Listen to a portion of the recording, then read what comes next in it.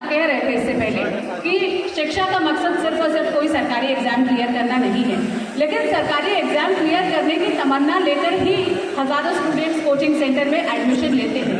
वो कभी रियलाइज करें, वो इन फैक्टर्स को ध्यान में रखें कि मैं सरकारी नौकरी के लिए बना हूँ या बनी हूँ, या मेरी मेहनत शायद मुझे उस मुकाम तक ले जाए या मुझे दूसरे डायरेक्शन में मेहनत करनी चाहिए। वो कब डिसाइड करें?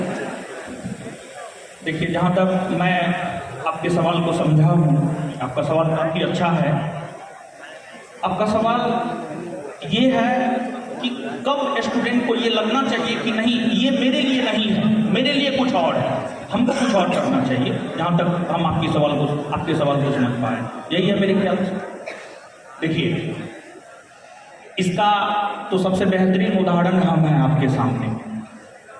जो लोग जानते हैं ठीक है, जो लोग नहीं जानते हैं उनको मैं बताना चाहता हूँ कि मेरा background PCM, physics, chemistry, math रहा है, और मेरा बीटेक का जो सेशन था वो 2012 से 2016 था, लेकिन मैंने अपने बीटेक को क्लियर नहीं किया 2012 से 2013, मात्र 1 साल।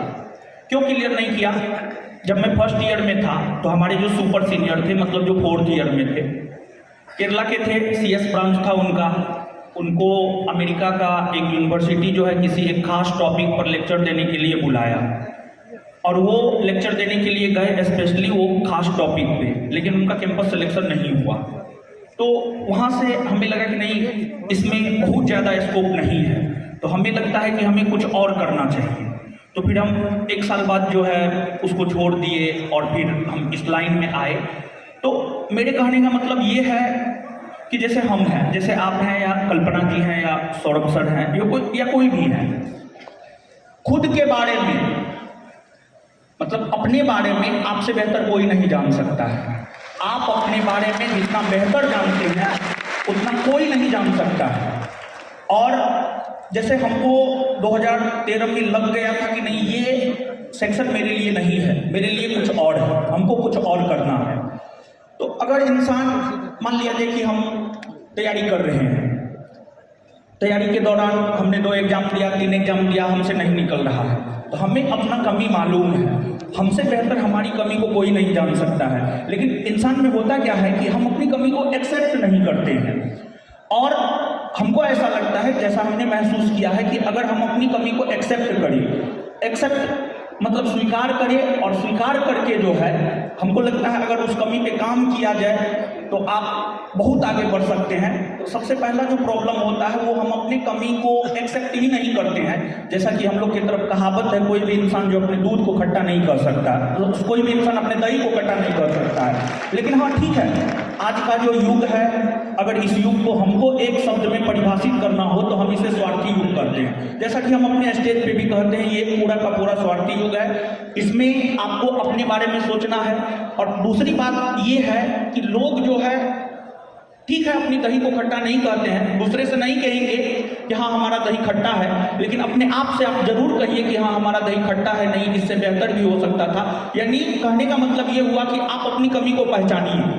और हर इंसान में एक ना एक टैलेंट छुपा होता है।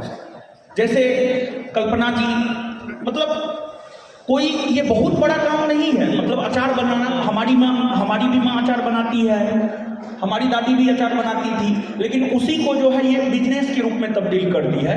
तो कहने का मतलब ये है कि अगर आपको एक जगह सफलता नहीं मिल रहा है तो आपको अपने भीतर जो कमी है उस कमी को आप पहचानिए और उसको चिन्हित कीजिए, और उस पर 1-2 दफा और प्रयास कीजिए। और अगर नहीं होता है तो हमको लगता है कि आपके लिए वो चीज़ बना ही नहीं है, और आपको, हमको लगता है कि उस चीज़ को स्किप करके आपकी जो काबिलियत है, आप में जो टैलेंट है, उस टैलेंट को आप अपने आप से पहचानिए और उस दिशा में आप काम कीजिए। जैसे अगर एजुकेशन सिस्टम की हम बात करें तो पूरे विश्व में सबसे बेहतरीन एजुकेशन सिस्टम जो है फिनलैंड का है।